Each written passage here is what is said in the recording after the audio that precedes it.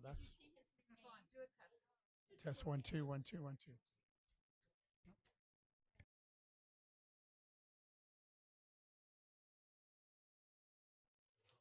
Test one, two, one, two.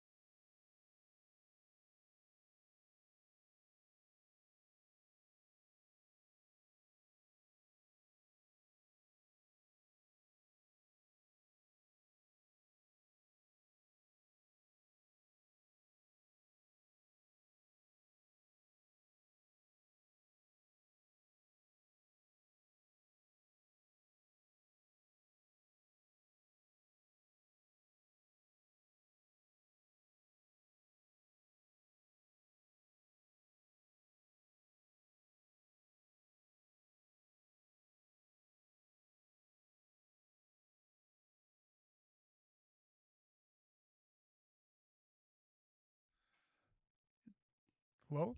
Okay, there we go. Thank you, Gary. Welcome to the El Cajon City Council meeting. The meeting is called to order. I'd like to ask our city clerk to please call the roll. Councilmember Ortiz is absent. All others are present. Would you all mind standing with me for the Pledge of Allegiance and then afterwards remain standing for a brief moment of silence? I pledge allegiance to the flag of the United States of America and to the republic for which it stands, one nation, under God, indivisible, with liberty and justice for all.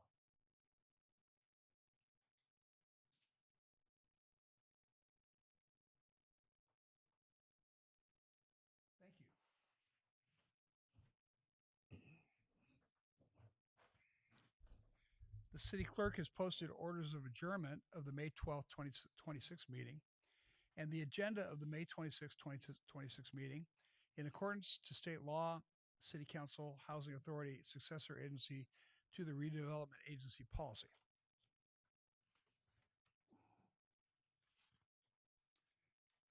We do have a presentation from TEDx Kids in El Cajon, and Jennifer Patragalia from the Cajon Valley Union School District will tell us all about this.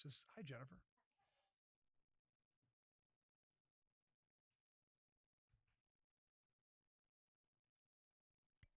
So there's a button to push.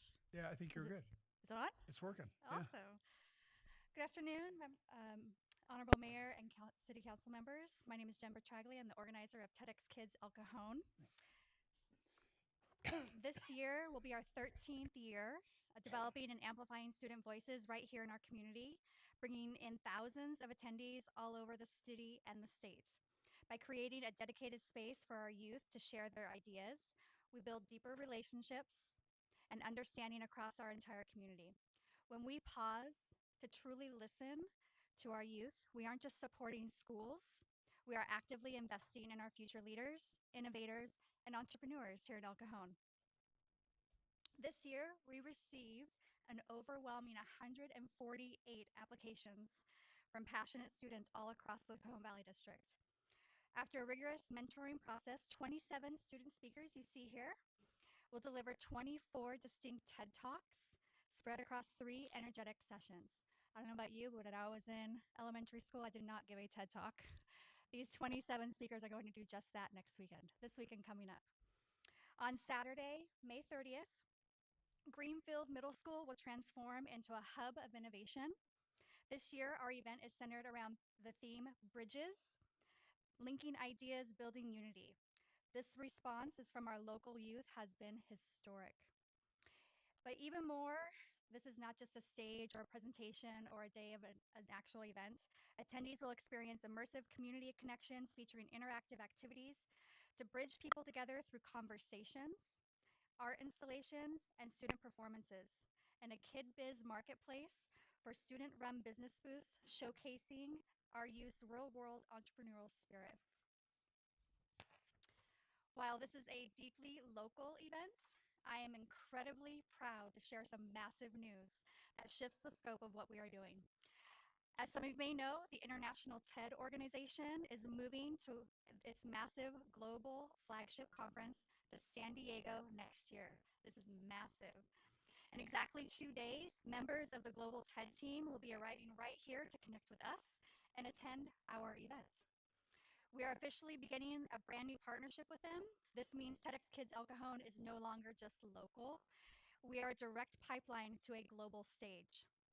The eyes of the global TED and innovation community are turning to our region, and El Cajon's youth are uniquely positioned to be at the forefront of that spotlight. Because of what we are doing here, El Cajon is now being recognized as a lighthouse city for youth empowerment. On May 30th, we aren't just welcoming local families and members of the TED team, we're welcoming close to 100 educators, superintendents, principals, and teachers from all over the state of California. They are traveling to El Cajon for one specific reason: to see our city elevate student voices so that they can take their blueprint back to their own school districts. This event is a massive point of civic pride. El Cajon is officially setting the standard for educational innovation and student leadership across California. With the eyes of the global TED team, school leaders from across California and our East County community are locked on Greenfield Middle School. We want to ensure the leadership of our city is front and center. First, we want to formally invite all of you on the council to attend and experience this historic day on May 30th, this coming Saturday. And second, Mayor Wells, we have a special request for you.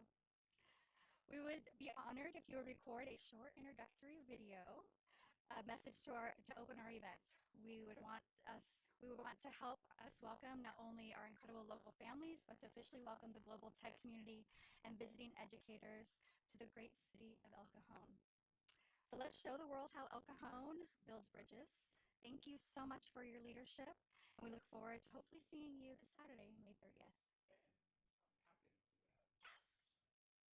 Happy to just leave your phone number, and I'll call you, and we'll figure out the time. Amazing. Yeah, Thank great, you so thanks. much.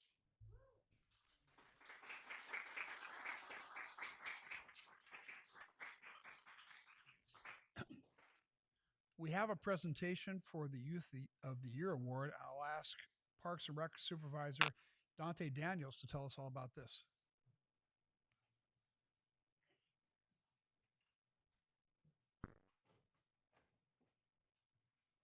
Hey, Dante.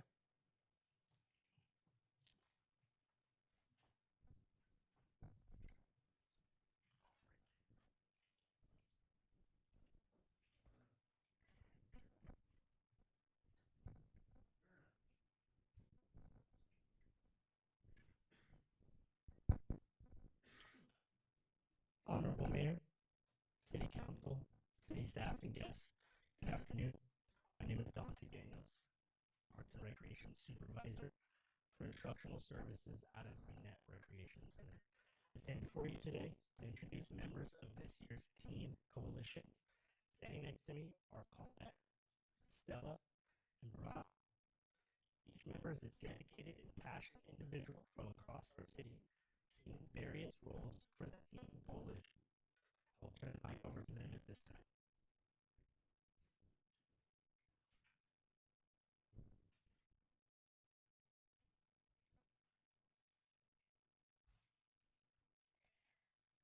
I would like to thank Mayor Wells and the El Cajon City Council for having the Teen Coalition here today to present this year's winners of the annual Youth of the Year Award. Every year, the Teen Coalition selects outstanding youth in the city of El Cajon who have shown leadership, kindness, and a strong work ethic in service of their community. Each winner will receive a custom award as well as their name being engraved on the Youth of the Year plaque that is on display in City Hall. Today we will announce one high school recipient to receive the 2026 Youth of the Year Award.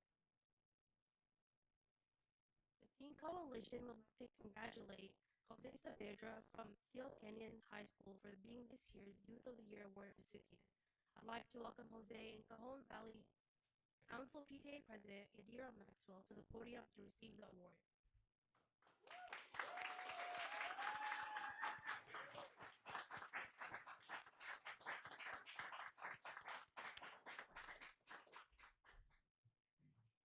Hello, my name is Yadira Maxwell. I'm PTA Council President from El Cajon. Good evening. It is with great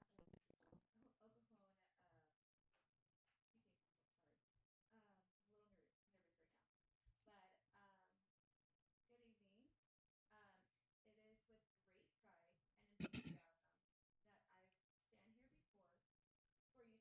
stand here for you today to nominate Jose Saavedra for the 2025 Youth of the Year Award. Jose is an exceptional 16-year-old, a sophomore at Seal Canyon, where he challenges himself academically through honors and advanced placement courses. But what truly makes Jose stand out is not his academic dedication, but his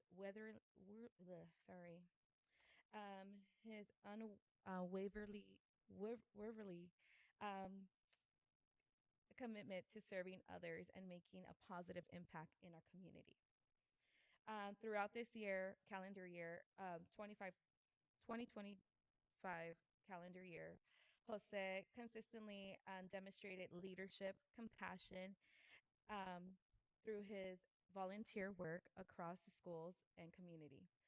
His dedication, his dedicated countless hours supporting PTA events, activities throughout the Cajon Valley Union School District, including Vista Grande, Avocado, Los Coches Creek Middle School, Montgomery Middle School, and Bostonia Global. No matter where help was needed, he was there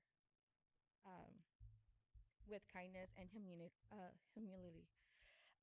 Jose is deeply passionate about promoting kindness, acceptance, and inclusion amongst youth.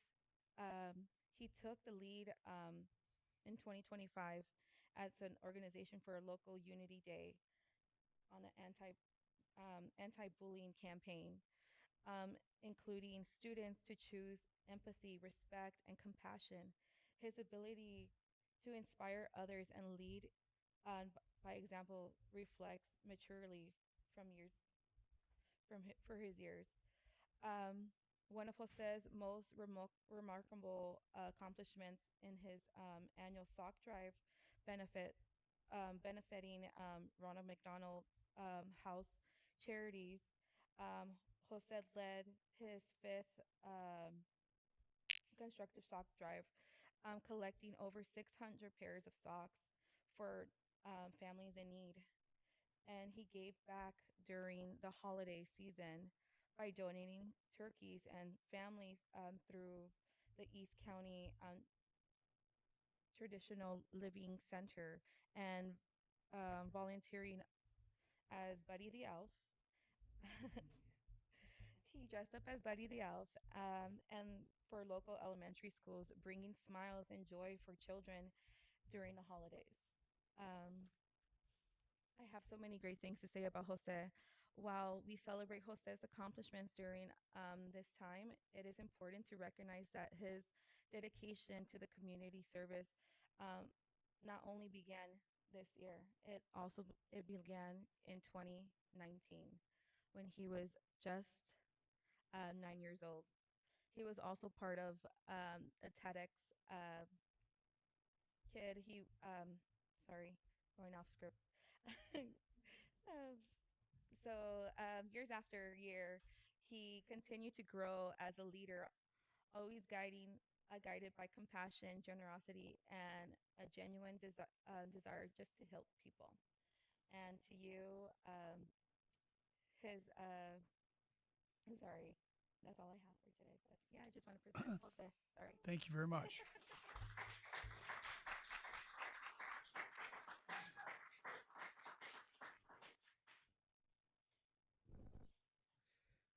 Well, first, I would like to thank Mr. Mayor Bill Wells and the council members of the City of El Cajon for giving me the honor to receive this award. I would like to thank the Teen Coalition for allowing me to receive this award. But I would especially like to thank the people that inspired me and allowed me to get to this point. I would like to thank Dr. Parr and my teachers and principals from Steel Canyon High School for always encouraging me and supporting me when it comes to doing things like Unity Day and the annual sock drive. I would like to thank Dr. Miyashiro and Mrs. Jen Petraglia from the Cajon Valley Union School District for also doing the same thing, always encouraging me to use my voice. But I would especially, and I do emphasize especially, would like to thank my mom and my family. My mom, from a young age, always told me to leave a place better than I found it. She always told me to keep doing good in the community, and that the golden rule was just it's not always about what the community does for you, but what you do to give back. So I would especially like to thank her because without her, I wouldn't have done any of this. So again, thanks to everyone who allowed me to get to this point, and let's keep doing good things for the world.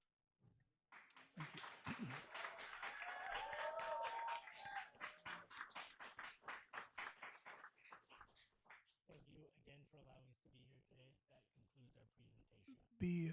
Before you go, would you like to take some photos? Have your family take some photos with the council, and yeah, let's stand it. Let's come up here, and it's a big day.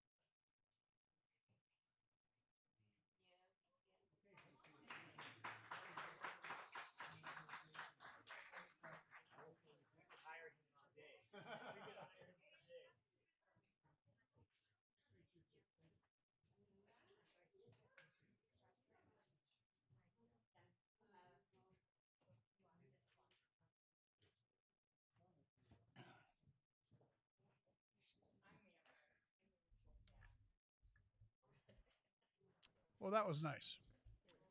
Okay, back to work. Agenda changes. Staff, do you have any agenda changes? Mr. Mayor, we have no changes to the agenda. All right, how about council? There are none.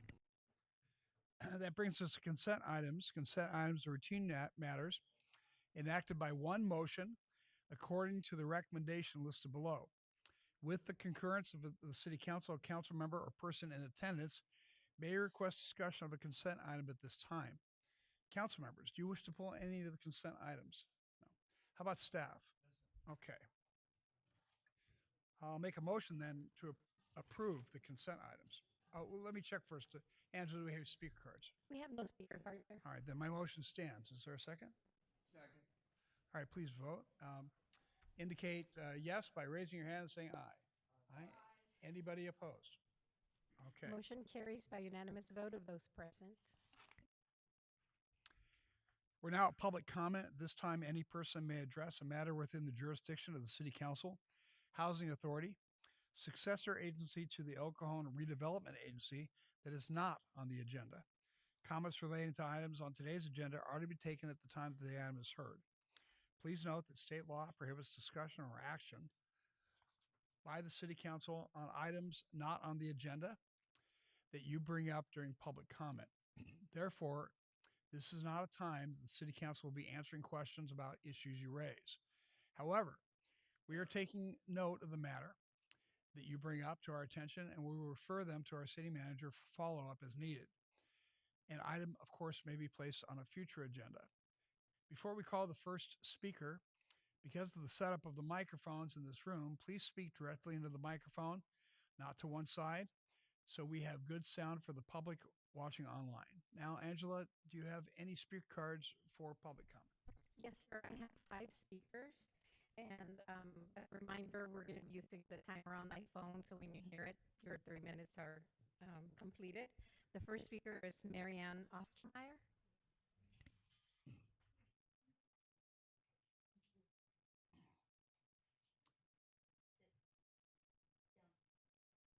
Good dog. Hello, welcome. Can you hear me? Yes. Everybody? No, yes? Yes. Okay. Are we ready? My family moved to El Cajon from the Midwest in 1956. I remember my mom writing to relatives who lived at the edge of the rural community. For a 5-year-old, El Cajon was a serious magical event. Heading to Magnolia School in the bus because the bus was not open. As a first grader walking to my new school, always making sure that the horses on the corner had carrots that I could give them on the way to and from school. Roller skating in the neighborhood, bicycling to Wells Park to hang out with friends. Oh, so many great memories. As I grew, El Cajon grew. I watched the Interstate 8 West rebuild as I was standing in my backyard. I saw Castle Rock Ranch transform into Parkway Plaza. I worked as a 16-year-old in downtown El Cajon as a cashier at Sandy's Cancellation Shoes. I got my first teaching job in El Cajon. I served on the committee of 2000, a group dedicated to creating a vision for the future of the city. I was asked to write the text for Pictorial History of El Cajon. I went to Mother Goose parades and Friendship Festivals. I viewed the apartment building projects on steroids. I have history with this city. I have had both a love-hate relationship with it. I feel the need to speak for my city. Change happens to cities. Demographics change. That is a part of growth. Majority communities often become upset when they feel that they are no longer number one. I taught so many refugees after September the 11th. And yes, a lot of the dreamers too. So I understand the demographic changes in the city. Lately, I have seen a few leaders of El Cajon post open-ended anti-immigrant posts on social media. I question why the rage-baiting post. Some of the responses are gobsmacking and more than dangerous. I believe in the First Amendment, but I also believe that elected representatives should not endanger their constituents. The comments about the downtown businesses in El Cajon are xenophobic, filled with anger and hate-filled grievance. So my request, stop being keyboard warriors on social media. Stop posting open-ended divisive comments that bring forth rage against certain groups. You are really better than that. If you really wanted to make a mark on immigration, you would take on the hard task of helping find solutions for a broken immigration system in a logical way. Be the positive force and stop putting a target on the back of your constituents while making the job of our police officers even harder as they attempt to navigate the concerns of a very diverse community. Thank you.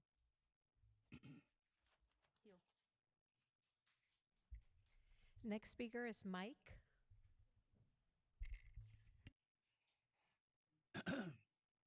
Hello, welcome. Hello, Mayor Wells, Council. How you guys doing? Uh, can you guys hear me okay? Yeah. All right.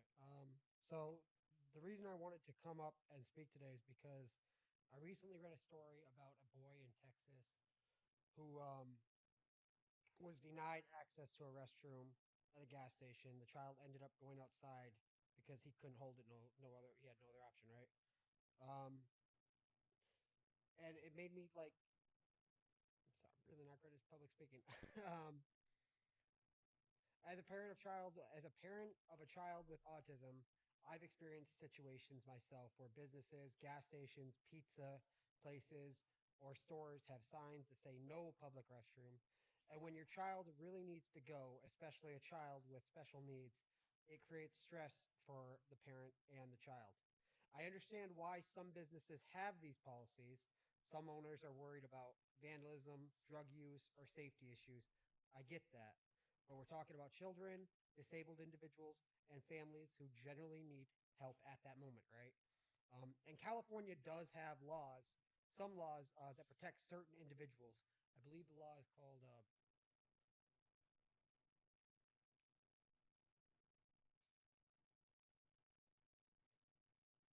when it comes to restroom access.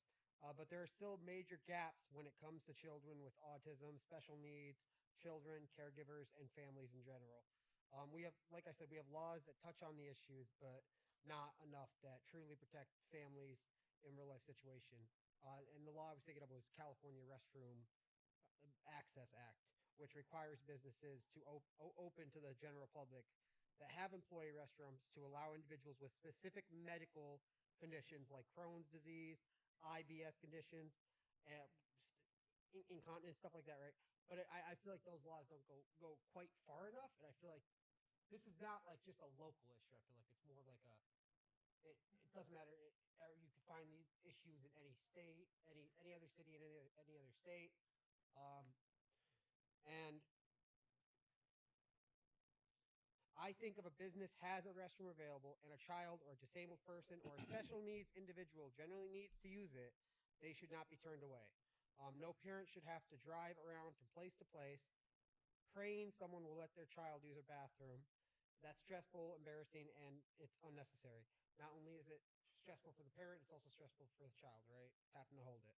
Um, I don't think this is political. It's about dignity and compassion and common sense. I think that not only our community can do better, but I mean, it happens in every community, like I've said. And it's not something you guys can fix. I mean, maybe locally, but I think it's something like where like I said, the laws that we have allies law. A lot of states have something called allies law, which is similar to the law that we have in California's public restroom access laws. But like again, they just protect. I'm sorry, I'm done. They just It's okay. protect certain. Go ahead and finish. They just protect certain like things like Crohn's disease and stuff like that. Where I think it should be more generalized. Like if you have a child or a disabled individual or a caregiver that has to use a restroom, and they have a restroom because that me. I've been at Pizza Hut and I was a paying customer. They said no, right? Like my daughter. Luckily, sometimes you will get people who are working will say yes. But I don't think that like it should ever be like where you have to roll the dice to have your child use a bathroom, right? I can hold it, right? It's not affecting me. I'm able to hold it. But for children and adults and disabled, I think that something should be happen locally. I've sent an email to my representative, who's Sarah, about seeing if we can do something like that, but I haven't heard back. But thank you for your time. I appreciate it. Thanks for I coming. think you're actually doing a great job, by the way.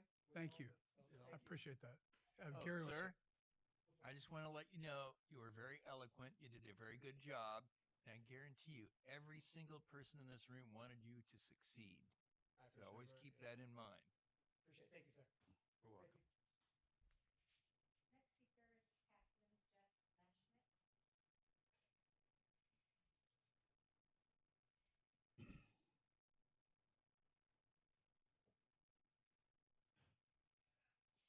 hello, Captain. Welcome. Mr. Mayor, City Council, as you know, I was here at your last meeting and I asked for a meeting with the Personnel Commission.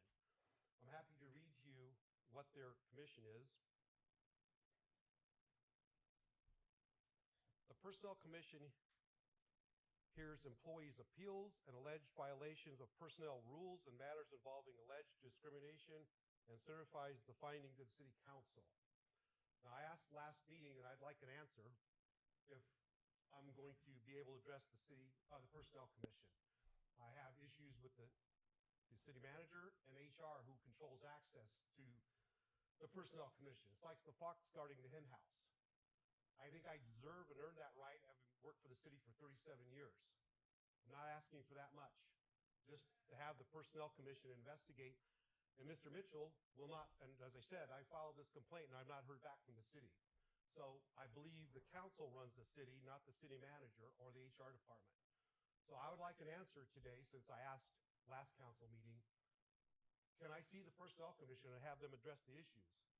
And these issues, I'm not going to go into detail, but as an employee who's experienced to this, I want to make sure other employees are not treated the way I was, with disrespect, unprofessionalism, violating city policy. I just would like them to follow the same rules I had to follow for 37 years as an employee for the fire department, and the investigations I had to go through when people complained about me. So again, I asked the city council, is it within your power, your control? I'd like to put this issue behind me, and until I get an audience with the Personnel Commission and he can address these issues, I will return with the same question. When can I talk to the Personnel Commission? Before I say anything, anybody want to say anything? Okay. So, Captain, just like when you were in the fire department, we have layers of responsibility.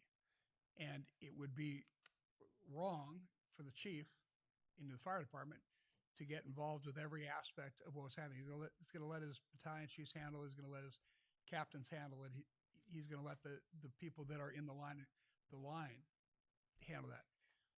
It's not our habit to get involved in things that are happening in the Personnel Commission. There's a chain. The people in my chain that I'm really looking towards are Marisol Thorne and Graham Mitchell. They're telling me it's not necessary. If somebody on this council would like to agendize it for another meeting to talk specifically about that, then we could talk about it. But personally, I'm comfortable with allowing the chain of succession to determine these things, like we always have for the last 25 years I've been here. I followed the chain and they denied me access. Well, that's their right. If so, break city rules and policies. I don't believe that that's happening, but you saw the proof. I showed it to you. They stabbed me in the back. Captain Marisol in the HR department, when requested to accept my late appeal or apply for disability retirement, they denied it. They agreed with the state. And I have talked to other firefighters that they have accepted late filings. Just out of curiosity, what do you want to achieve through all of this? I want to talk to the Personnel Commission. Okay, so you talk to have my concerns addressed. You talk to the Personnel Commission. What can they do to help you? They can investigate what they've done and make recommendations to the City Council. And one being that they not control access to the Personnel Commission, because when we have issues as personnel and we have to go through them and they deny us access, where else can we go except here in front of the public and to talk to the council? Okay. I appreciate. It's simple as that. Just want to talk to the Personnel Commission. I'll abide by what they have to say, but I'd really love to hear, because they're independent counsel. They're not controlled by the city manager and Marisol. All right. Well, everybody's had a chance to hear. If somebody on the city council wants to come back and agendize it for the next meeting or the meeting after that, happy to have that discussion. But at this point, I think we've gone through the proper procedures. So I appreciate you coming. Well, the next will be an interview in front of City Hall with the media. Thank you for your time. I understand. Thank you. Wonderful group to work for. 37 years. Next speaker is Sasha.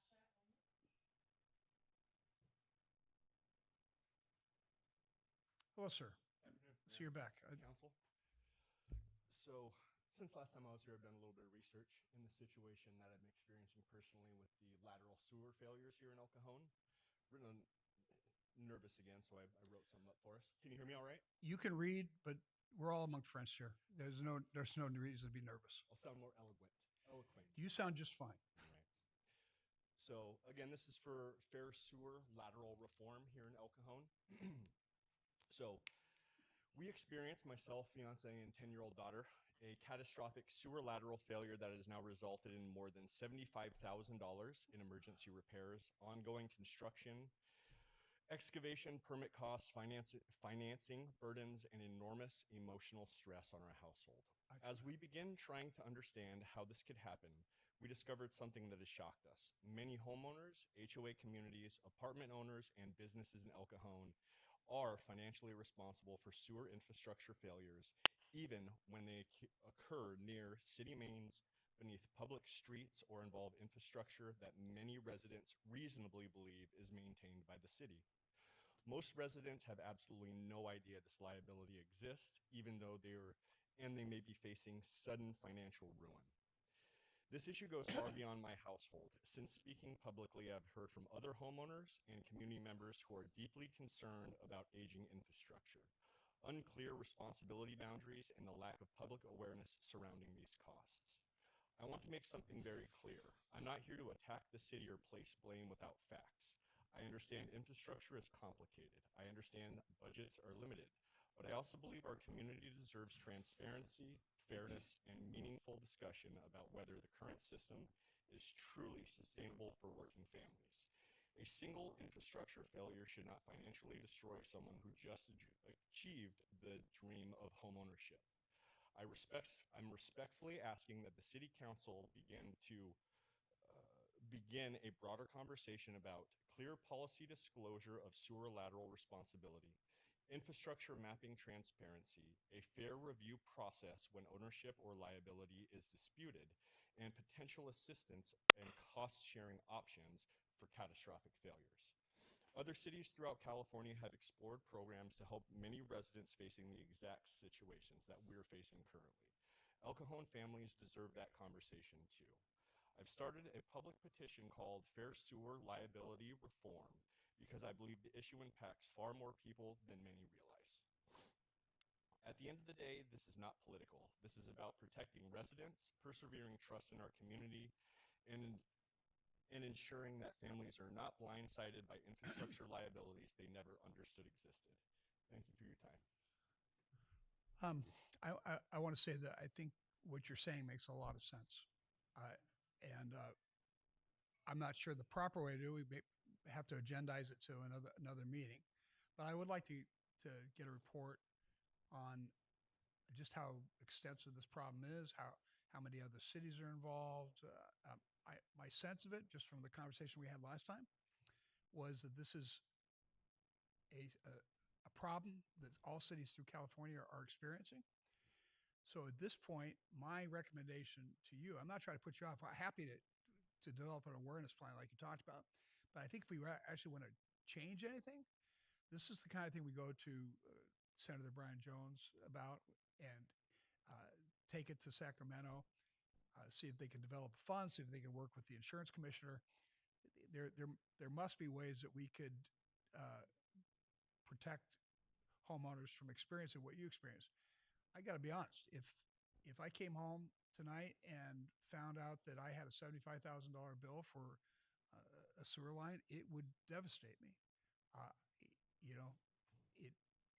So I'm not unsympathetic to what you're saying. It's interesting. I mean, sometimes people achieve greatness, and some people have greatness thrust upon them. Maybe this is something you never thought about 2 months ago that you're going to champion all the way up through Sacramento. I'd be glad to help you in that process. Give me just a little bit of time to figure out exactly how to address it. I'll speak with my team about it, and we will address at least the educational aspect of this. And thank you very much for coming. Let me see if my council has anything else they want to say to you.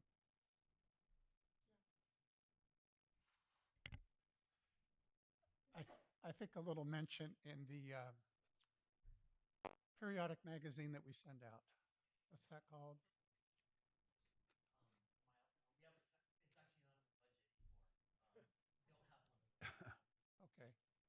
then perhaps there's another method of communicating to residents the city's policy and some rationale and things like that, because I do think education is helpful so that people aren't surprised. And I think staff has a great way of coming up with a communication plan on the topic.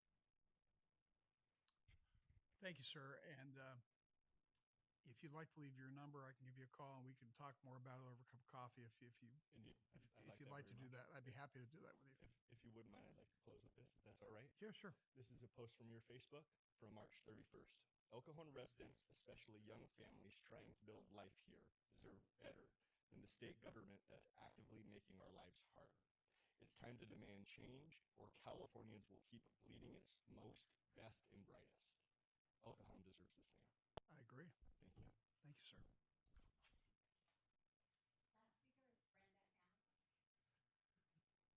Brenda, you brought lots of balloons today. People are going to start calling you the balloon lady. Hi. Well, I brought them for the kids because I thought there was going to be another presentation besides what you had. So, but we never get bored with red, white, and blue, right? So I wanted to thank you for one of your businesses in For one of El what? Cajon. Businesses? Yeah, for a certain business for Hyundai of El Cajon. They're very nice. Their service department is great. And I know I bought my car in another city to the north, but I'm having it serviced in El Cajon. So there's personal reasons behind either one of those or both of those. So, and then I can't wait for the concerts. Is there a schedule yet? I don't know what the schedule is for the summer concerts. Graham, do you know them?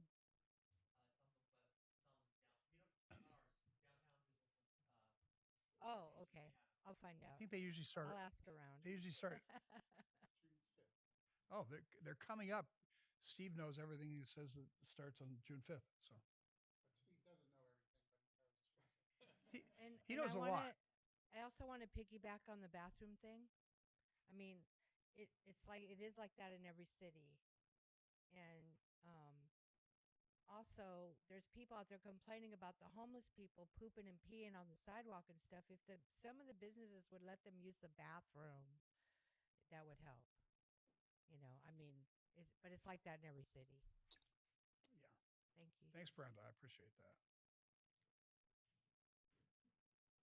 Okay, there are no written communications on today's agenda. We have two public hearings on today's agenda. Item 9 is for the proposed 2027 5-year program of projects for the Sandag Regional Transportation Improvement Plan, and our staff will tell us all about this. Hi, Maria. Welcome. Good afternoon.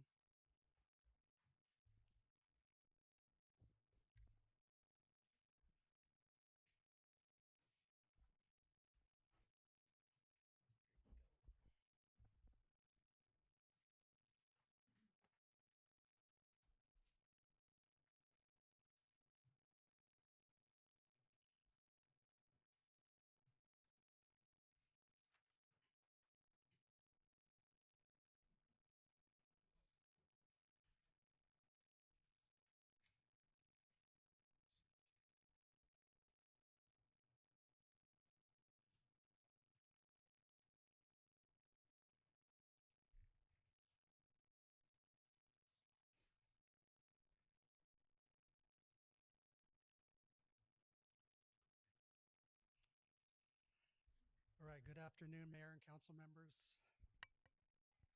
Hopefully you can hear the mics on. This item is the proposed adoption of the city's 2027 Regional Transportation Improvement Program. The San Diego County Transportation Improvement Program is a voter-approved 1/2 cent sales tax that was adopted in 2008. The intent of the Sandag Transnet program is to address traffic congestion experienced countywide. The city receives approximately $3.5 million annually to fund our transportation-related capital improvement projects. So every 2 years, SANDAG requires local agencies to update the RTIP to reflect any new changes to their respective capital improvement program. The adoption process requires a formal public hearing held by the local governing body. The program of projects funded by Transnet include the annual street overlay projects, street resurfacing, sidewalks, curb ramps, traffic signal and traffic calming projects. Transnet funds are also used to match our various transportation-related grant projects.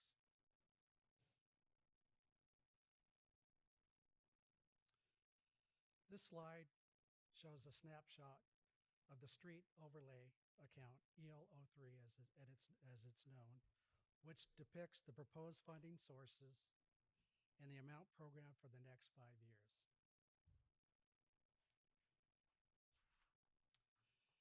In conclusion, staff recommends the following: opens a public hearing and receives testimony, close the public hearing, and adopts the next resolution in order improving the proposed 5-year program of projects for the 2027 SANDAG RTIP. And with that, I'll open it up to questions. Thanks, Mario. Questions? No. I guess you did such a good job. We have nothing to say. Okay. The public hearing is now open. Angela, do you have any speaker cards? No speaker cards, sir. Then I'd like to make a motion to close the public hearing. Second. All in agreement with that, raise your hand and say aye. Aye. I see no opposing. Motion carries by unanimous vote of those present. Any discussion about this? Seems pretty straightforward. Or would somebody like to make a motion? I'll move we adopt the next resolution in order for the adoption of the RTIP program. Second. Moved and seconded. All please vote yes by raising your hand and saying aye. Aye. I see no opposing. Motion carries by unanimous vote of those present. Thanks, Mario. Welcome. The last public hearing on today's agenda, item 10, is to consider a residential product at 1426 Granite Hills Drive, and staff will tell us about this.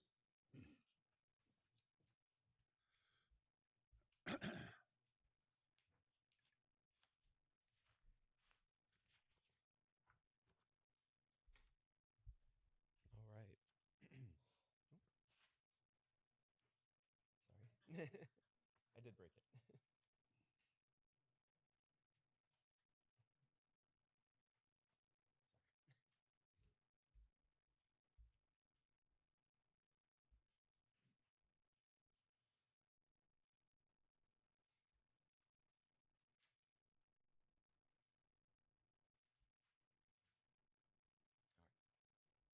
All right, good afternoon, Mayor and Council members.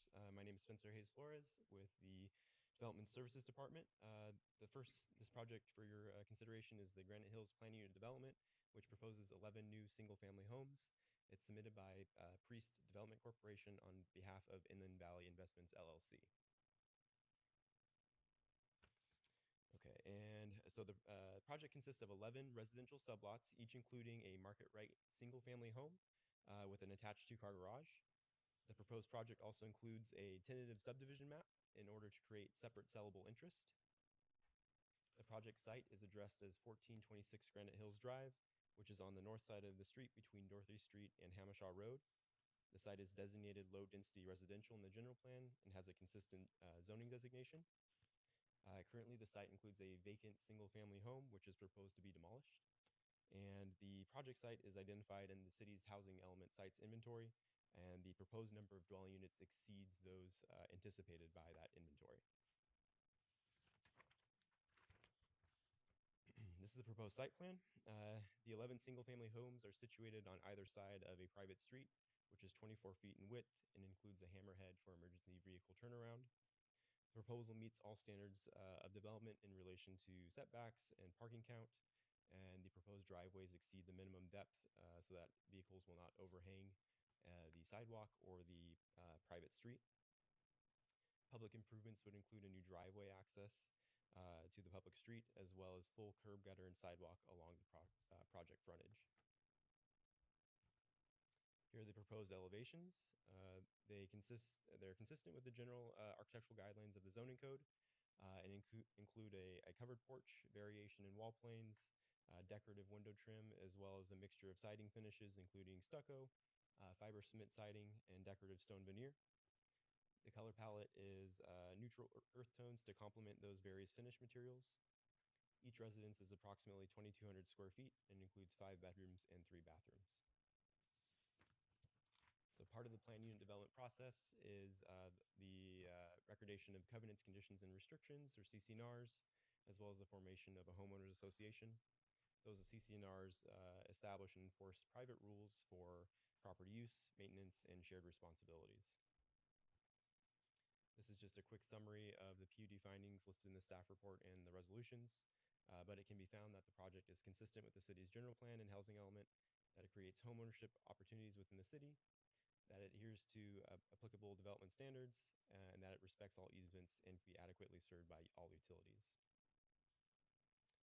It's proposed that this project is exempt pursuant to California Environmental Quality Act guidelines for infill development projects. At the public hearing held earlier this month on May 5th, the El Cajon Planning Commission voted to recommend City Council approval of this project. And it's also staff's recommendation that the City Council approve the CEQA determination, as well as the plan unit development and tentative subdivision map, subject to conditions. And I can answer any questions that you have. Let me see if there's any questions. Go ahead, Steve. Let's go back to slide 3, please. Yes. There are homes on the west side and one home on the east side that have solar. It looks like this project will not adversely impact their solar access. It should not. They're 2-story units, lower than the height limit in the zone, which is all the way up to 35 feet. These ones are approximately 26 feet, I believe. So no, it should not impact their solar access. Sounds good. Thank you. Any other questions? All right, thank you for coming. Appreciate that. I'm going to open up the public hearing and ask if there's any speakers. Sir, we have one, Travis Lyon. Hey, Travis. Mayor Wells, City Council members. My name is Travis Lyon. I'm President of Real Estate Operations for Priest Development Corporation, and I really just wanted to thank you for your consideration and ask if you have any questions. I'd be happy to answer. Let me see if there's any questions. No? Very thorough? Thank you so much to the staff for the presentation and the work up to date. So thank you so much. I appreciate that. Make a motion then to close the public hearing. Second. Please denote affirmative by raising your hand and saying aye. Aye. Aye. I see no negatives.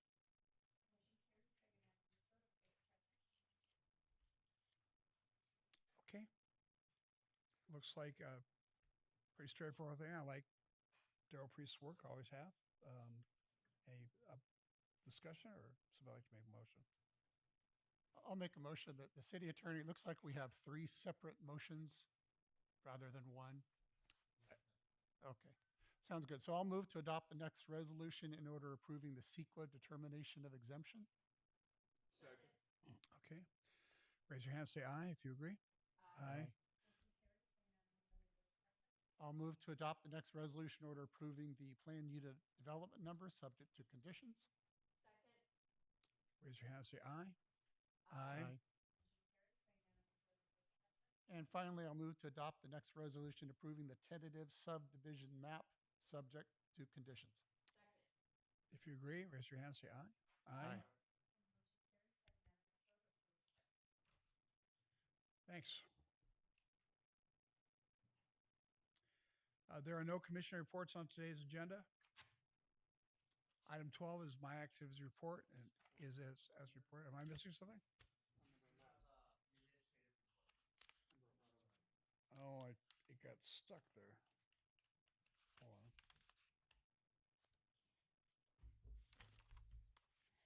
Okay. Okay, item 11 is a report on the funding commitment for the East County Revolving Loan Fund. And I'll ask staff to introduce this item. Yeah, that's an important one. Good evening, Mayor and members of the City Council. I'm Nate Prescott. I'm a Senior Management Analyst here in the City Manager's Office. And today I'm here to talk to you about the East County Economic Development Council's Revolving Loan Fund. So to give you some background, the ECEDC and city staff had discussions over the years about economic development tools and opportunities to benefit the region. And from some of those discussions, the idea for an East County revolving loan fund was born. In 2023, the ECEDC presented to City Council about their plan for the revolving loan fund. And after discussion with staff, the city felt that we could contribute about $300,000 to the effort and to guarantee enough funds to support our many businesses. Through partnerships with the ECEDC, the cities of Santee, La Mesa, and Lemon Grove, and federal funds from the Economic Development Administration, they're ready to launch the Empower East County Revolving Loan Fund. To explain a little bit more about what we're talking about, because 2023 was a long time ago, a revolving loan fund is a business funding mechanism that gives low interest loans to qualifying businesses and or higher interest loans to riskier businesses that have usually been turned away from traditional lending institutions. The principal and the interest go back into the fund, ensuring that it grows and continues to help more and more businesses throughout the years, hence the revolving aspect of it. Businesses can apply for a loan of up to $50,000, and funds can be used for working capital, new equipment, machinery, inventory, construction, and more. For a small business, access to funding like this can make or break a new venture. So just to talk about the need for this a little bit, I regularly have businesses reach out asking if the city could help fund this project or that project, or if there's any way the city can help their business financially.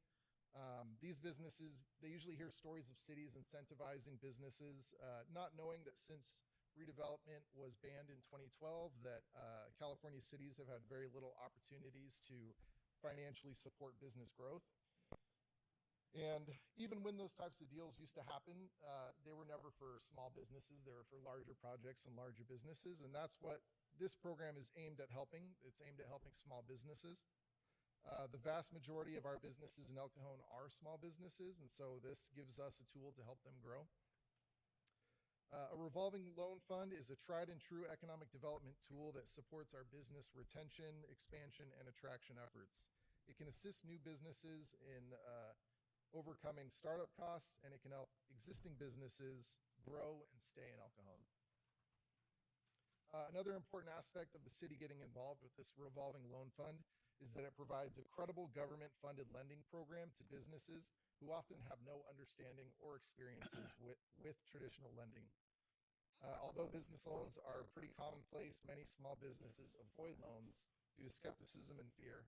So this program will help us grow and attract new businesses in El Cajon.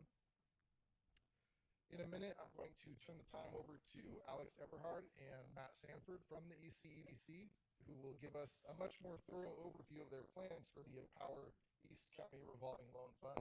But I just wanted to highlight the recommendations for today, which stems from the City Council's discussions from back in 2023. First, to increase the fiscal year 2026 economic development appropriations by $300,000 from the general fund carryover reserves, and to authorize an expenditure of the funds to the Empower East County Business Revolving Loan Fund. With that, I'll turn the time over to Matt and Alex. Thank you, Nate. Good afternoon, Mayor and council members. Thank you for the opportunity to speak with you today. I first want to introduce myself. My name is Matt Sanford. I'm the new CEO of the East County EDC. Many of you knew James Sly. I'm the new James Sly. I appreciate the opportunity to be part of such an impactful organization in East County, and I look forward to the continued partnership with the City of El Cajon. East County EDC is focused on supporting business growth, expanding economic opportunity, and helping our East County community access resources that directly benefit local employers, entrepreneurs, and residents. Our work across East County includes small business support, workforce development, access to capital, and regional economic development partnerships. Through these programs, we help strengthen the local economy and ensure businesses have the tools they need to grow and succeed. I want to thank the City Council and staff for partnering with East County EDC on the Empower East County Business Fund. As I'm sure you recall, this has been a more than 2-year effort to come to fruition, and it was the City of El Cajon's leadership that helped make it happen. The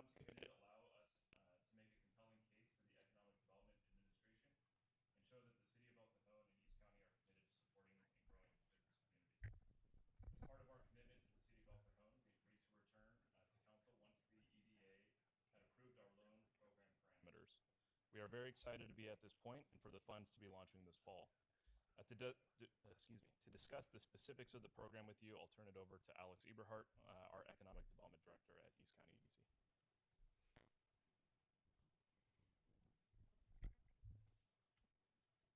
Good afternoon, Mayor, Council. My name is Alex Eberhardt. I'm the Economic Development Director for the East County Economic Development Council. I'm going to walk through kind of the finer details of the point. Nate touched a lot on it. I'm just going to go through the details of the East County Power Business Fund. So as Nate kind of touched on, the fund grew out of a clear need that we were hearing from small business owners. And that need was for accessible small dollar financing. There's a lot of traditional financing that's open to kind of your larger businesses, but this is for those local smaller businesses. Many of the local businesses are viable. They are, they have employees, they have storefronts, customers, etc. They just don't have access to that traditional financing, and they don't neatly fit within the requirements of traditional financing options. That's especially true for newer, smaller businesses, entrepreneurs and businesses that don't have long credit histories, deep collateral, the type of businesses that really kind of make up El Cajon. El Cajon being one of the economic centers of East County, mostly made up of small businesses. So the purpose of this fund is to help fill that gap, is to basically bring funding to those businesses that have that need. For El Cajon, this is important because, like I said, this is the primary business center for East County, and those businesses fit El Cajon. So here's a kind of a program overview. Like I said, Nate kind of touched on a lot of it. Loans up to $50,000, the total fund being $800,000. 400,000 of that committed from the EDA, and the rest from the city partners in El Cajon. So the fund will provide $50,000 up to $50,000. I think our target range is in the $20,000 to $30,000 size loans to businesses. For El Cajon businesses, this creates a new local financing tool and option that is otherwise not there. So that includes kind of what I touched on, the family-owned, the immigrant-owned, the entrepreneur-sized businesses. So how does it work? So as Nate kind of touched on, is a revolving loan fund. The model is designed to be practical.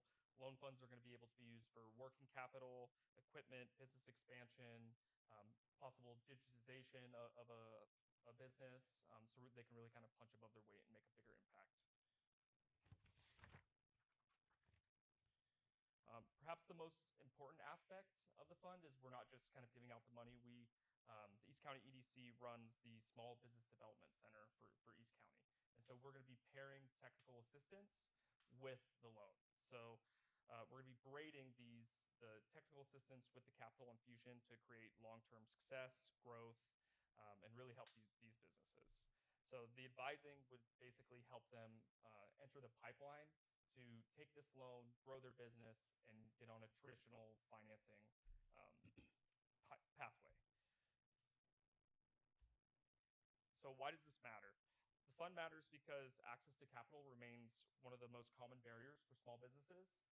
As Nate touched on, often small businesses approach cities and they look for alternative options to help them grow. So in many cases, the issue is not the lack of the business potential. It's the issue is that it may be too new or too small or kind of early in its growth cycle to qualify for those conventional financing. The fund is really intended to support those businesses, and it's a real opportunity to stabilize a growing business, help them purchase equipment, and improve their competitiveness within the market. So it's ultimately going to support job creation here in El Cajon and throughout East County. So this is a kind of an update on where we are. As was noted, the initial application kind of process started in 2023. But where we are to date, as of right now, is we've already completed several major steps needed to move toward launch. First was the federal investment secured. That was kind of the biggest part, right? Getting EDA to commit those funds. Second, we've developed kind of our core revolving loan fund strategy. So that's including the loan terms, eligibility standards, our underwriting criteria, the risk rating methodology, and our operational procedures. Third is that we really defined what we want to use those funds for, kind of the structure of the funds, and who and what type of businesses we're targeting. Uh, so right now, this is kind of what we're like, where we're going moving forward is we're focused on finalizing the infrastructure needed to develop it. So that's our kind of our own internal infrastructure, getting everything in place. We're fine-tuning all of our policies, procedures, loan documents, compliance materials, and we're also establishing the advisory loan committee, which is going to be made up of lending experts, small business experts, entrepreneur, and legal expertise to help us carefully review all the potential loans and basically give us a real world and real world experience to advising and making those loan decisions on potential borrowers. At the same time, we're beginning the borrower pipeline development. So for El Cajon, this is working with city staff like Nate, and local business partners, lenders, chambers, and the community at large to make sure that the businesses in El Cajon are aware of this tool and that we can really kind of reach them where they're at. So finally, kind of the where we want to be, the launch aspect. So the next steps are finalize the remaining program infrastructure, open up the application procedures, and begin our targeted outreach. So once the program launches, we will begin deploying capital to small businesses, obviously for growth, stabilization, and we're going to continue to grow our partnerships with the lenders, the local chambers, and really, like I said, try and reach businesses who don't necessarily have access to funding. So for El Cajon, the value is direct. It gives El Cajon businesses the access to a new financing tool. It gives the city another way to support business growth and retention. And because it's a revolving loan fund, the city's one-time investment helps create a tool that can continue to support businesses over time. Thank you. Thank you again for the opportunity to present today. And if you have any questions for myself or Matt, we're open to them. I do have some questions about the other cities involved. I don't know who would be best to speak to about that. Sure. So we're committing 300,000 to this, Yes. and the other cities involved are La Mesa, Santee, Lemon Grove, and the county of San Diego. Yes, some of the unincorporated county area. So are they all giving 300,000? No, they the cumulative total match for the program fund is 400,000 total. So we're giving 300,000, and everybody else is giving 100. Yes, and I can go into that a little bit. You could break that down. I'd like to understand that. Sure. Yeah. So it's a fair question. We understand that El Cajon's contribution is significant. My understanding is that, and I wasn't here at the time, so forgive me. My understanding is that El Cajon was the first city to step forward and wanted to show its dedication to local businesses in a meaningful way. That leadership is a major reason the fund was successful in the first place in attracting the EDA grant. However, El Cajon has the largest and most diverse business community in East County, so the potential need and impact here is also significant. The investment helps ensure that local businesses have access to a sustainable capital source, particularly during softer or uncertain economic periods. At the same time, a revolving loan fund like this needs a regional approach to be effective. East County's economy is highly interconnected. Businesses, workers, customers, and suppliers do not stop at city boundaries. So this $300,000 investment from the city would give local businesses access to a revolving loan fund totaling approximately $800,000. So while El Cajon is the backbone of the effort, the regional structure helps give the fund the scale and flexibility it needs to work, and it allows us to support El Cajon businesses directly while also strengthening the broader East County economy that El Cajon really is the anchor of. Can you just break down what the other cities are paying? 40,000 both from Santee and La Mesa, and 20,000 from Lemon Grove. Okay, how about the county of San Diego? The county was not able to participate in the initial match. However, we are having conversations with them to see if we can get them to increase the pot. Okay, let me. Mr. Mayor, just so you know, but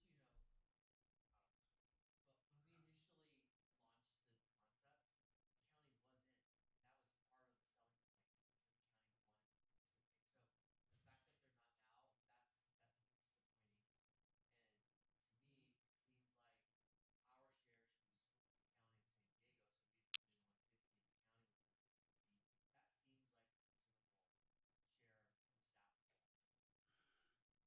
let me see if there's more questions. Michelle, you start. Thank you. So I have a couple of questions. When we made this deal in 2023, the economy was a lot different. Yes. And now here we are in 2026, we're having to make cuts, we've had to make layoffs, and I think 300,000 from El Cajon. I just kind of wish that we could have been um, consulted about this before we make this commitment of finalization. But having said that, um, if a company or if a business, I've never been in business, so I'm speaking, uh, I'm ignorant of what it is to be a business owner. But if a business has to get a loan in order to grow, what plans do you have in place in case they default on that loan? What plans do you have to support that business to make them successful? That's one question. The other is, what is the interest rate that they're going to have to pay? And do we get any of that money back? Because we need to, Sure. right now, as of 2026, $300,000 is a lot for us to take out of our general fund. And I'd like to see some of that money put back because things are not getting any better. And so, interest rate that they have to pay, how do we recover funds, or what do you have in place to keep a business from defaulting? And I think the mayor brings up a really good point. We put in 300,000, and Santee, which typically or has the reputation of having fancier businesses than El Cajon, but they only put in 40,000.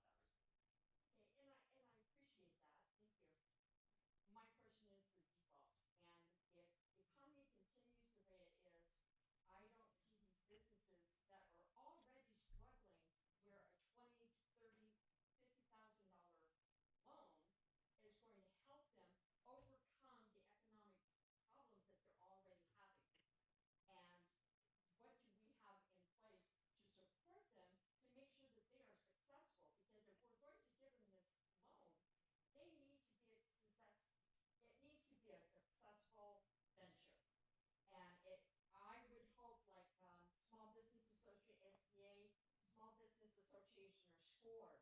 I don't even know if scores around anymore, but they would help business owners make sure that they're going in the right direction. But I've never had the desire to open up my own business. That's something I'm not. I don't want to do. But my deal is that I want to make sure that if we're going to support businesses, let's make sure that we give them the tools to be supportive and not just say, well, here's your money and good luck. And, we've got to really make sure that it's a robust program and that we are going to get our return, not necessarily in funds, but in return. And I mean, it sounds great, and I hate to be a negative Nelly, if you will, but I think these are, residents are working hard, working 2 and 3 jobs to support their families, and they're not getting economic help. They can't get a loan. So anyway, I will shut up now and let you guys answer with interest rates and what you plan to do to keep them from defaulting. Yeah, you bring up great points, and it allows us to expound on some of it some more. Our experts will they'll talk a little bit more about how the Small Business Development Center is going to be involved, and they're part of the SBA. So great segue into that. But I just wanted to weigh in a little bit when we were talking about kind of the return on investment on some of these programs. Just to and I was trying to get in the headspace of where this $300,000 came from and why could it make sense. But just to kind of break it down in the math a little bit that I was going through, $300,000 is 6 loans over the next 3 to 5 years to El Cajon businesses. I don't remember what the term lengths are, but I assume 3 to 5 years. So six loans to El Cajon businesses isn't it's a great start, but it's when you start breaking it down like that of how many businesses we could actually impact with this, $300,000 doesn't seem so crazy. And some of the return on investment that we can expect, it's also built into these requirements that these businesses have to prove that they've created jobs with this funding. So we're employing more people. Hopefully they're great paying jobs, and those people are spending money in El Cajon. And also these businesses are required to match funds. So they have to put money in, they have some skin in the game as well. And so that investment goes on to hopefully help El Cajon. We can get more manufacturing jobs, more sales tax, all that kind of stuff. So, and overall, economic development is a long-term strategy. I hope that the things I'm doing today, in the next 10 to 20 years, people will start seeing some of the fruits of the gardening that we're doing. But really, this is a long-term strategy, and it's hard to measure it the same way that you would a new sidewalk put in and stuff like that. But they're really important. And I'll turn the time back over to Alex and Matt to talk about the other points. Thank you. Thanks, Nate. Thanks, City Manager. Councilmember, you bring up great questions. As the City Manager pointed out, this is not a charitable endeavor. This is meant to be a sustainable business resource. We are risk adverse as well. We don't want to just be giving out funds with a huge default rate. That's not good for us. It's not good for the fund. It's not good for El Cajon businesses. So ultimately, we will have underwriting criteria to evaluate risk. The interest rate fluctuates accordingly with that risk. We know, we can always aspire to have 100% payback rate. We know that that's unlikely, but we do want to minimize that risk to the degree possible. One of the ways that we plan to do that is, as Alex had mentioned, we house the Small Business Development Center, which is funded through the SBA for East County. We are mandating that any applicant who receives funds goes through a minimum of 20 hours of technical assistance to make sure that they are better suited to run a business. One of our goals actually is to have an off-ramp where businesses do well enough that a traditional financial institution actually takes over that loan, buying it out, replenishing the fund sooner, and helping us then make the next loan to businesses. And so while those funds don't get recouped directly by the city, hopefully, again, increase in sales tax, property values, et cetera, it does replenish the fund. The City of San Diego's fund is now at $37 million. It started at $4 million. This is seed funding to create a long-term capital tool. I understand that $300,000 or even $800,000, the total pool now, isn't a huge sum of money, but the goal is that in 5 years, 7 years, we have a real sustainable tool that $300,000 today helped fund. Alex can answer your questions on interest rates specifically and may have missed a few questions, so let us know if there are others. No, I talked fast. Yeah. So again, we're looking at different underwriting criterias. I think right now our target interest rate is anywhere between the 8 to 12%, depending on the actual credit worthiness, a couple different factors that going into the actual underwriting process. But really, what you're looking at is, and these are businesses that may not fit traditional mode of financing and may not, have that history, kind of the on-hand capital, et cetera. But these are businesses that are willing to grow and ready to grow. And that's part of the advisory loan committee where we have that expertise to say, hey, are these good loans? Is this a business that you see growing in the future, et cetera? And so we're making informed decisions and informed choices about who we're lending the money to. And then not only that, we're backing it up with the 20 plus hours of small business development center technical assistance. That's going to feed into that. And like I said, kind of braid all these things together to have a successful business. And that's really the goal, and is to create that tool and like I said, successfully kind of push all of it together to take them to that next step. Okay, thank you. What's your historical default rate? Our historical, this is Well, on these loans. Yeah, so this is our first time being a lender of this capacity. When we were talking with the EDA, they expect a default rate of 10 to 15%, so 85% success rate. With that rate, we would expect, and we're as an organization losing money on this fund for the first 3 years as it gets up to a sustainable point. But it would reach a point of sustainability at year 3, and then the fund would start to grow beyond that point. Is that making the assumption of $300,000 per year contribution by the city? No, this is a one-time contribution. This is not a per year contribution. Okay.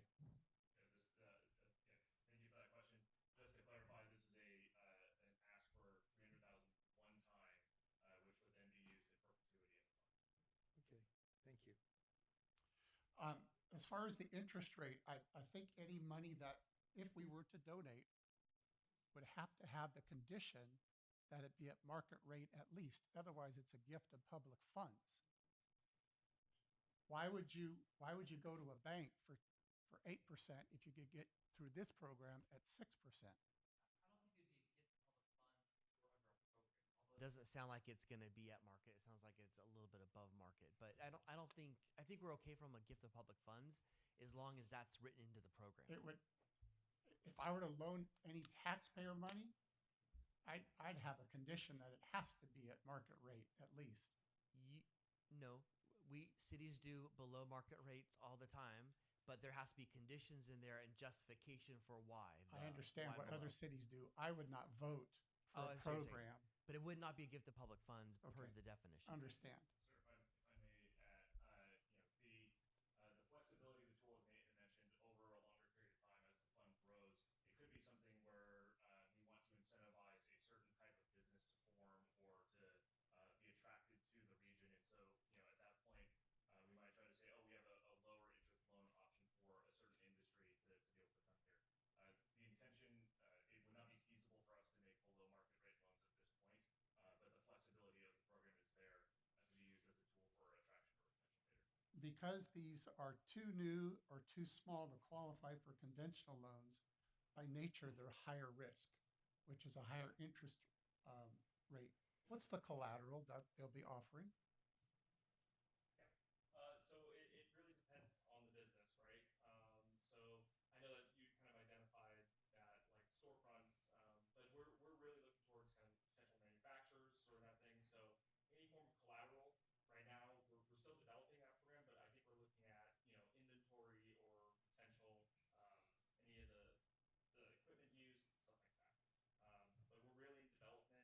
EDA has given us a lot of latitude to kind of build this program, and that's why we're obviously partnering with the cities to kind of see what they would like and where they want this fund to go as far as the programmatic structure. I think there's got to be some hard assets for collateral. Yeah, definitely. That is part of, there will be hard assets. Okay. You're asking us to give $300,000 of the $400,000. That's a concern. The collateral is a concern. The interest rate is a concern. To say that taxpayer money will be lost at 15%,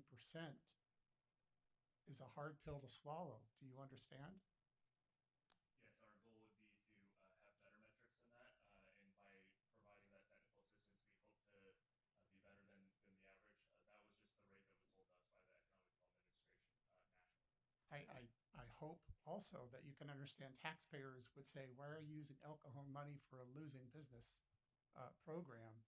And I would be accountable to tell them why I voted for that. So that's a concern as well.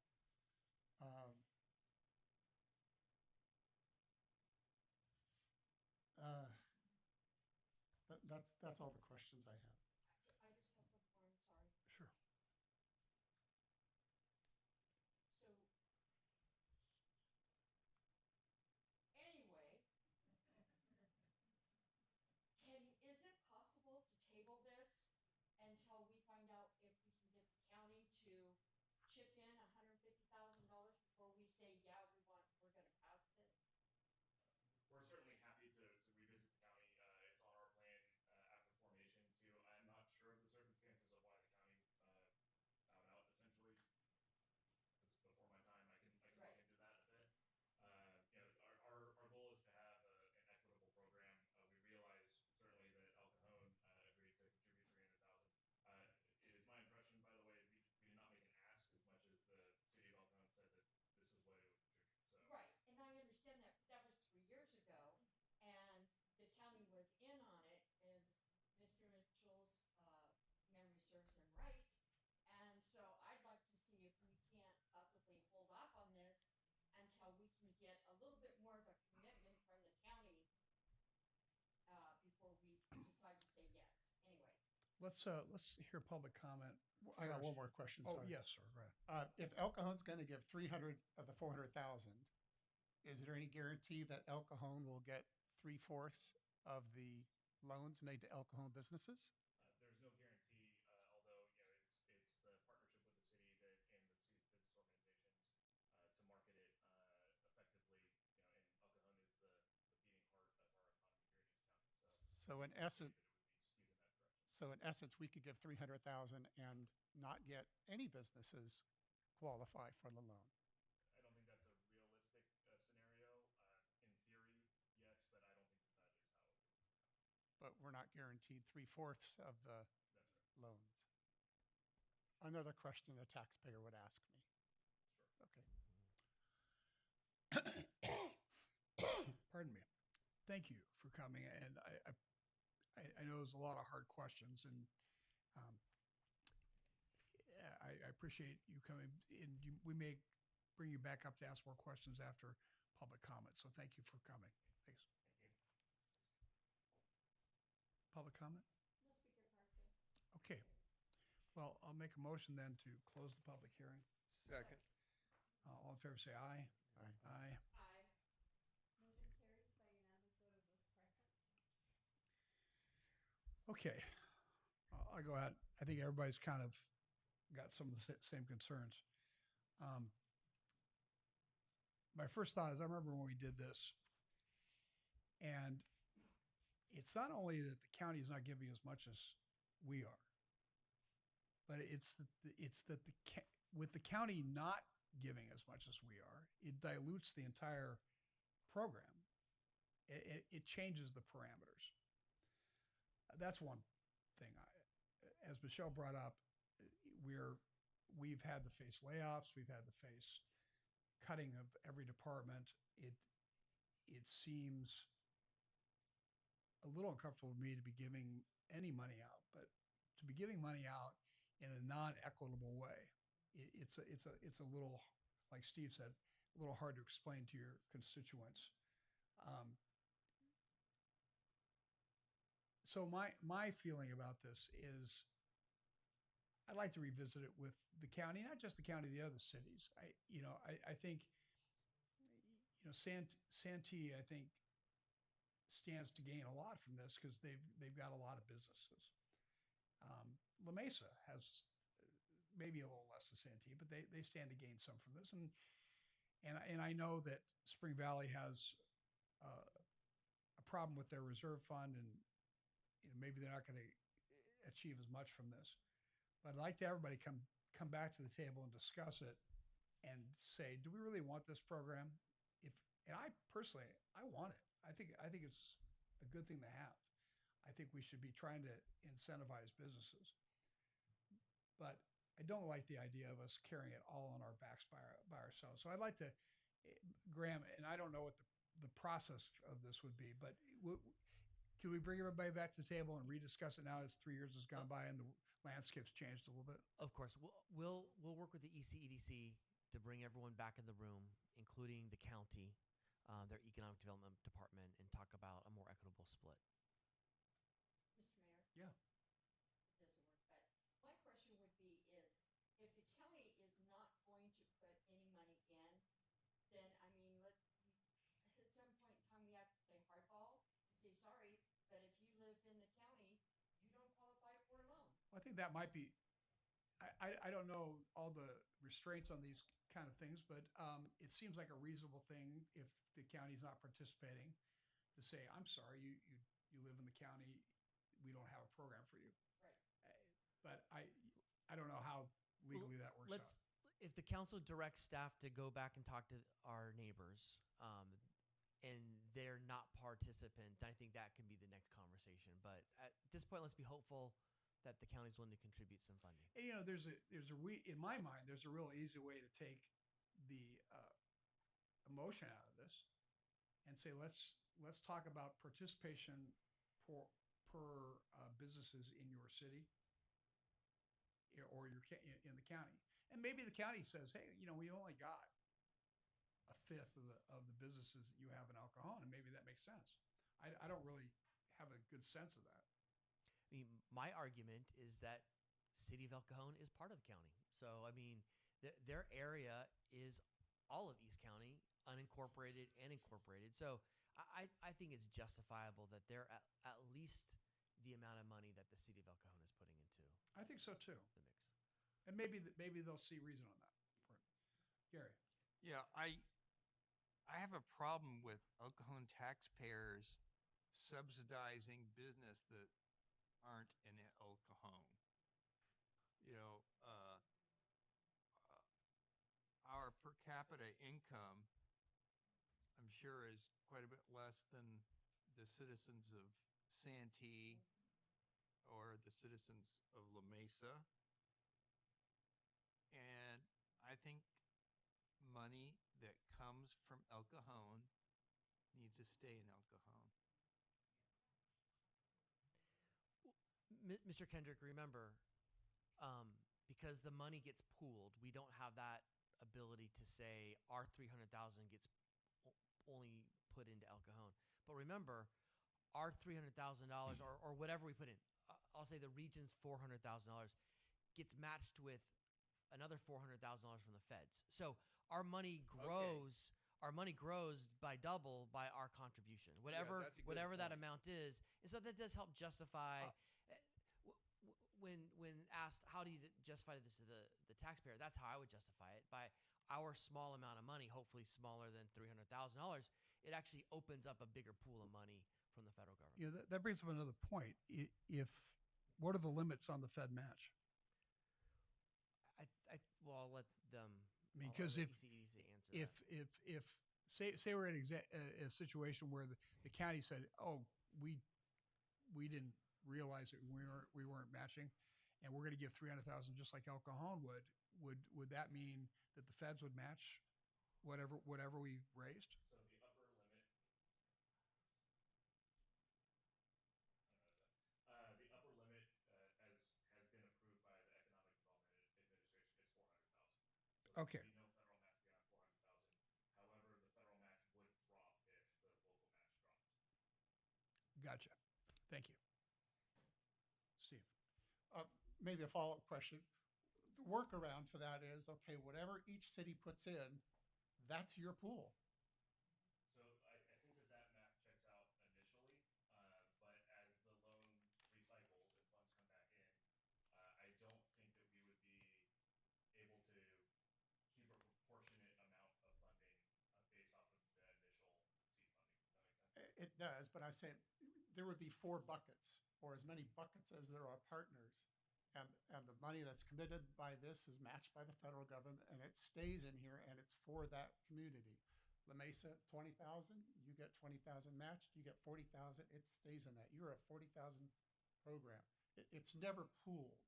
Sure. Unfortunately, the EDA program parameters don't allow. Okay, fair enough. We don't. And by the way, we also don't appreciate that it took 3 years to get this program through. We're just, kind of on the receiving end of the timing. So. Understood. I get it. Okay. Who makes the decision on the businesses that get the money? We will be standing up a loan advisory committee. So the 7 members, as envisioned, would be those from financial institutions like traditional banks, et cetera, underwriters, those who have built a successful small business, and they will help us evaluate the risk and credit worthiness of a potential borrower. Okay, thank you. I think it's just timing.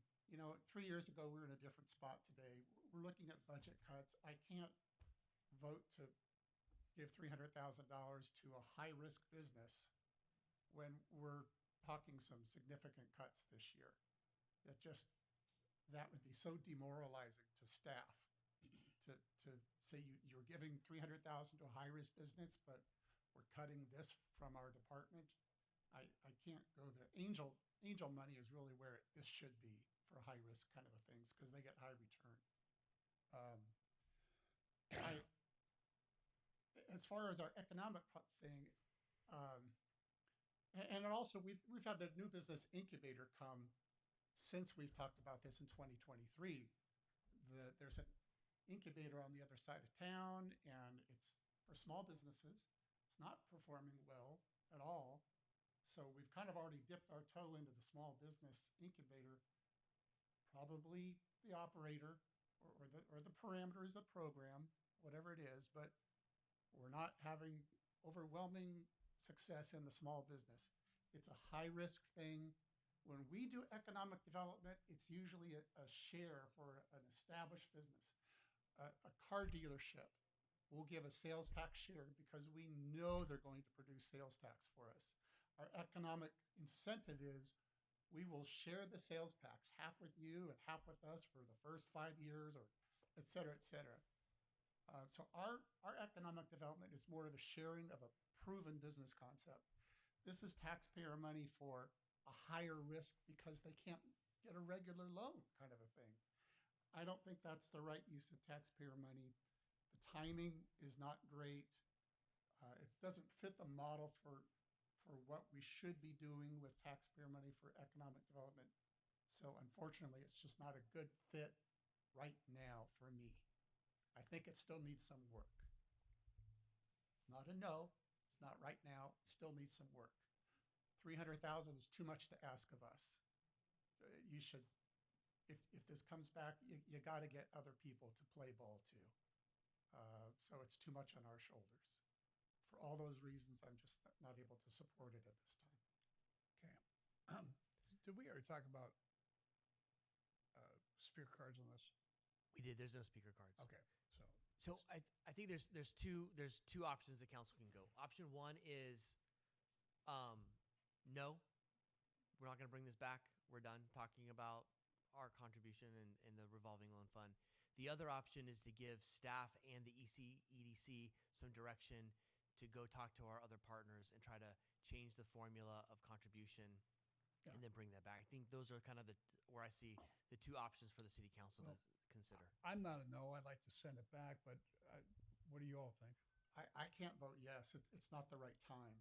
Even if you came back a year from now and said, okay, these other people are putting in money, I still can't face city staff and say I voted to give money to high-risk businesses while we're still in thrift mode as far as the city budget. So 2 years from now, if we're better financially, sales taxes turned around for us, if there's not tariffs on new cars and things which hurt us, then that's a different story. I'm assuming the window would be closed by then.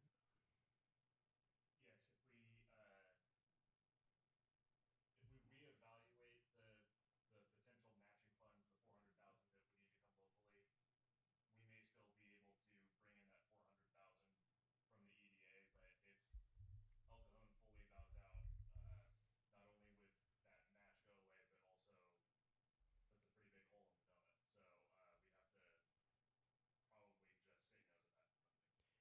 I look at it as at a different. I look at it differently. I look at it as this: we have a potential structural problem.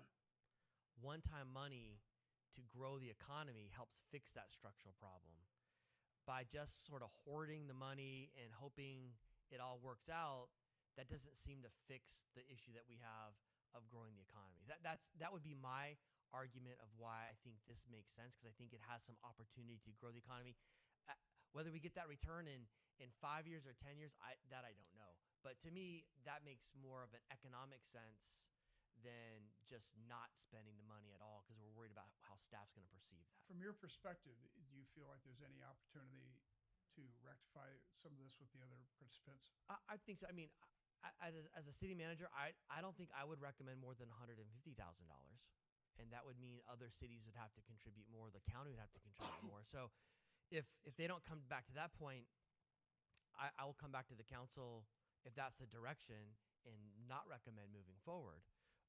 But at $150,000 to help grow the economy and to attract another $650,000 from other cities and the federal government, that seems like a no-brainer to me. What's the timeline that you have to come back with the funds? We've been giving a 6-month stand-up window. I'm sure we could go to the EDA and stretch that a bit, but yeah, we're in it now. Okay, So I'd be willing to bring this back if they can go and between our staff and your staff, go out and revisit this issue with the other cities so that we can maybe meet that window. I mean, I agree, 150,000 to build is a lot better, but we've got to have a bigger buy-in from the other participants.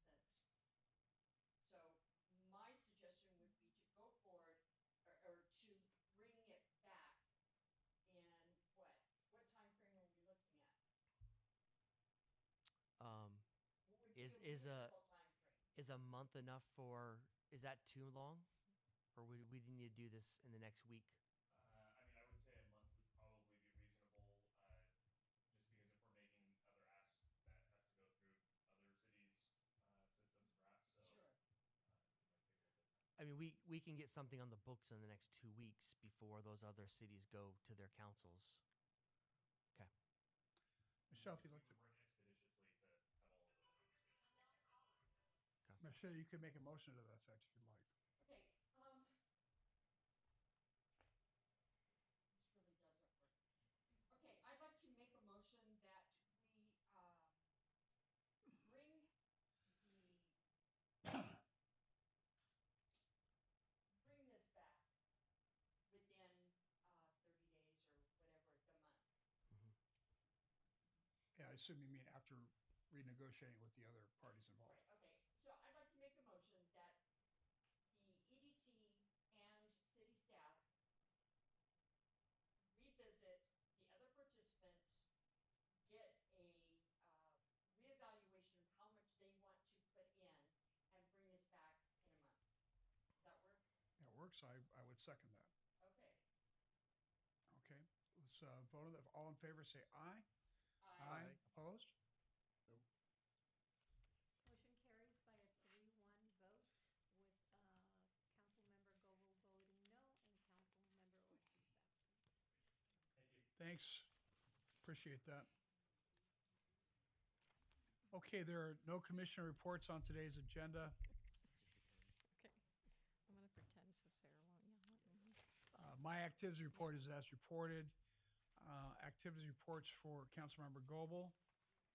As reported, with an addition that I attended the American Legion 303 Memorial Day ceremony yesterday. Very nice. Councilmember Kendrick As reported.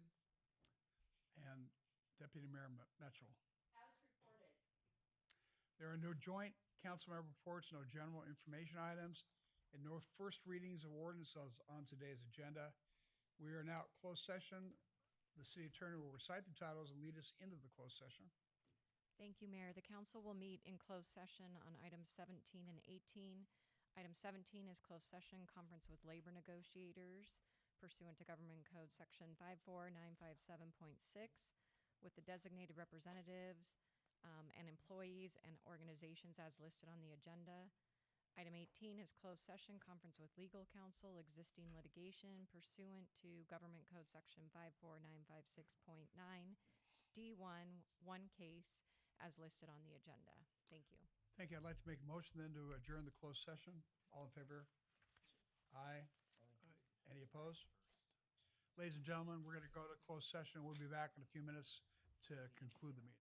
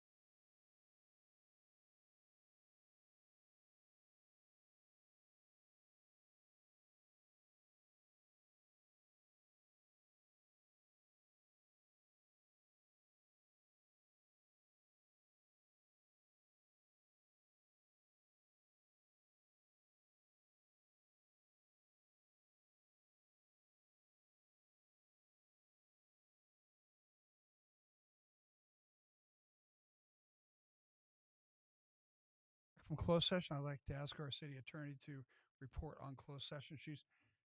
I'll give her a second to get there.